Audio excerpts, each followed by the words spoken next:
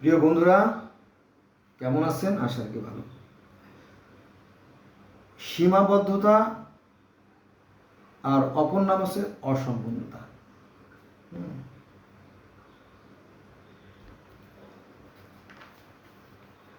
আমি আজকে এই যে জান্নাতে যে একটা বৃক্ষ ছিল, গন্ধ বৃক্ষ, এই গন্ধন বৃক্ষের কথা পৃথিবীর অসংখ্য অসংখ্য ধর্মে আছে, সেটা নিয়ে আলোচনা করব। চলুন আমার সাথে আপনারা। আমরা যদি একদম গোটা পৃথিবীতে যে 195টি রাষ্ট্র আছে, তো গোটা পৃথিবীর সর্বপ্রাচীনতম যে ধর্ম তো না, আপনার লিখিত গ্রন্থ গিলগামেশের মহাকাব্য, সেখানে আমরা একটা বৃক্ষের লতার সন্ধান পাই, যাকে বলা হয় জীবন লতা। কি লতা? জীবন লতা। গিলগামেশ অমরত্ব লাভের আশায় সেই জীবনলতার সন্ধানে সে গিয়েছিল, এবং সেই আমাদের নুহুর যে বন্যা, সে যে মহাবন্যা, সেই বন্যার কাহিনী থেকে বা সেই মহাবন্যা থেকে একটা পুতনা পিস্তিমের পরিবার রক্ষা পাইছিল, সেই কাহিনী আমরা জানতে পারি এই গিলগামেশের মহাকাব্য থেকে। তারপরে ষাঁড় হত্যার কাহিনী, তার মানে এই যে গরু, তারপরে সেই মহাপ্লাবন, তারপরে বৃক্ষর যে লতা, তিনটে উপাদানের কথা বললাম, এগুলো কিন্তু আমরা সেই গিলগামেশের মহাকাব্য পাই, এবং পৃথিবীর আরও অসংখ্য অসংখ্য ধর্ম পাই। তারপরে মনে করেন হিন্দু ধর্ম, এই যে হিন্দু বা সনাতন ধর্ম আমাদের কাছাকাছি বা আমাদের সবচেয়ে বড় মানে কম্পিটিটর আর কি। তো এই সনাতন বা হিন্দু ধর্মে আদম এবং হব্বাবতী মানে হাওয়া, তিনি রম্যফল ভক্ষণ করছিলেন। রম্যফল ভক্ষণ করে তারা মিলেচ্ছ হয়ে যায়, মানে অপবিত্র হয়ে যায়। হ্যাঁ, এই যে রম্যফল খাওয়ার যে বিষয়টা, এই কাহিনীগুলো সনাতন ধর্মে আছে, এটা আছে উপনিষদে। আবার মূল বেদেও আছে যে একটা জ্ঞানদায়ক বৃক্ষে দুটি সদস্য পাখি, একটা পাখি ফল ভক্ষণ করলো আর একটা শুধু অবলোকন করলো, এই কথা এই ধর্মেও আছে। তারপরে তারা যে এই যে রম্যফল বা নিষিদ্ধ যে ফল, সেটা খাওয়ার পরে তাদের যে জান্নাতি পোশাক খুলে যায়, তারা যে অপবিত্র হয়ে যায়, সেই বিষয়টা কি আমরা এই সনাতন ধর্ম বা হিন্দু ধর্মে পাই। বোঝা গেছে? পৃথিবীর সর্বপ্রাচীন গ্রন্থও পাই, তারপরে বয়সের দিক থেকে প্রাচীন যে সনাতন বা হিন্দু ধর্ম, সেখানে আমরা এই কাহিনীটা পাই।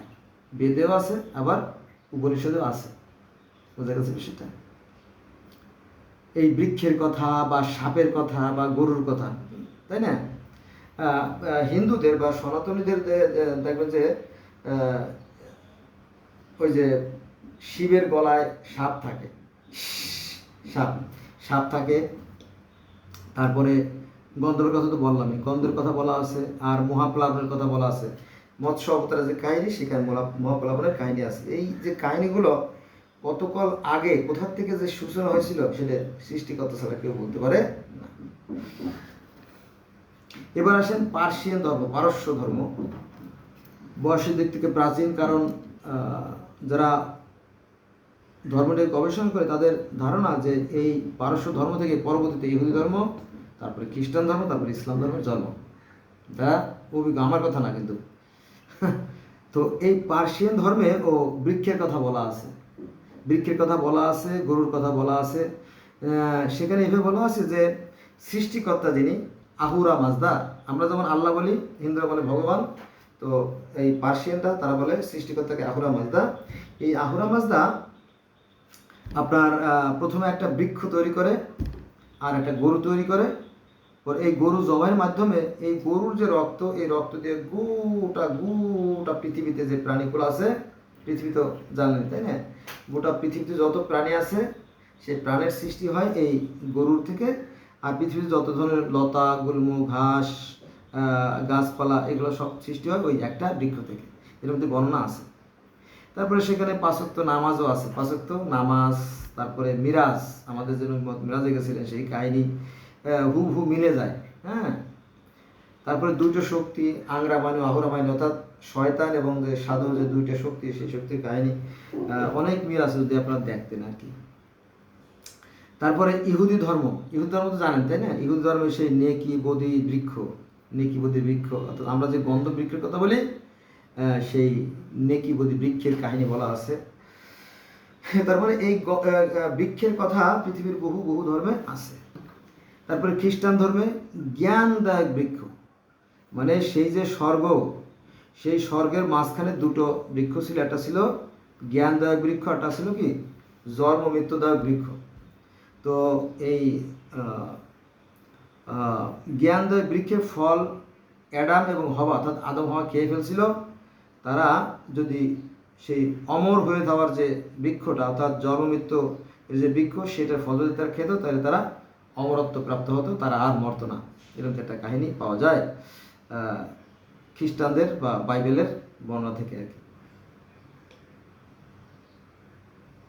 তারপরে হিন্দু ধর্মে জ্ঞানদায়ক বৃক্ষ কথা বলছি, যে একটা জ্ঞানদায়ক বৃক্ষে দুটি শত শত পাখি, একটা পাখি ফল ভক্ষণ করে, আরো শত অপর করে, এদের কাহিনী বর্ণনা আছে ঋগ্বেদে।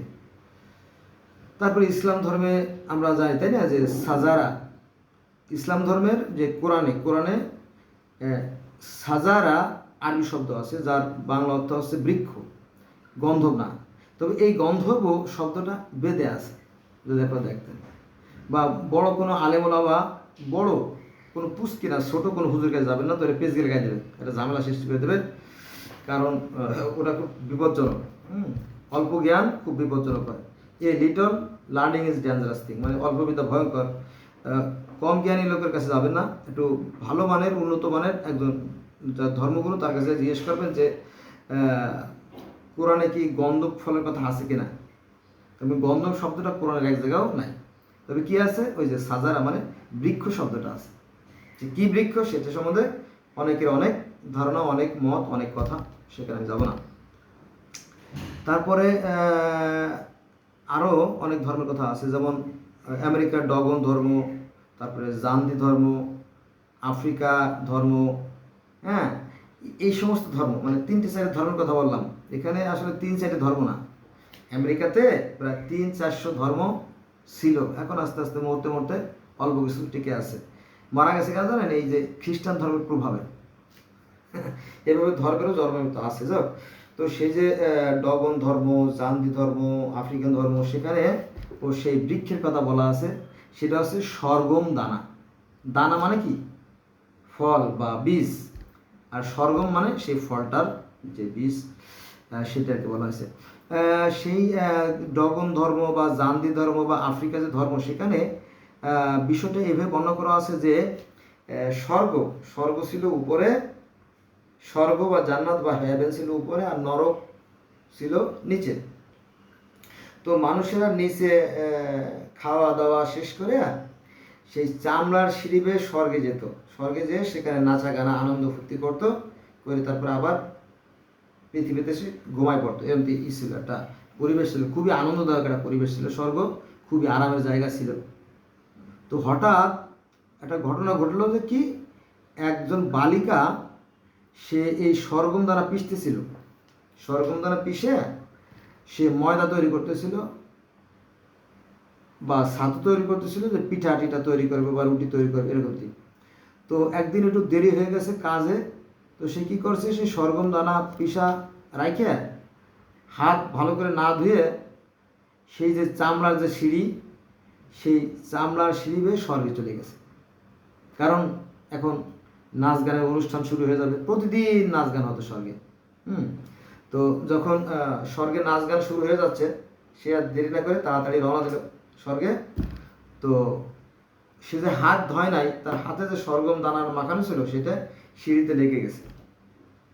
ভালো কথা, এই সিঁড়িতে লেগে থাকা যে সরগম দানার যে আটা, সেটা চেটে চেটে খাইছে, খায় না।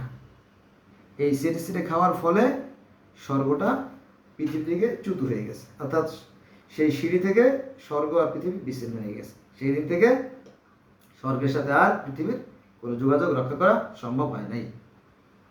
বুঝা গেছে? এরকম তো আর কি, বেশি দূর যাবো না বন্ধুরা, আজকে এই পর্যন্তই রইল। সবাই ভালো থাকবেন। আর আমার সাথে থাকবেন।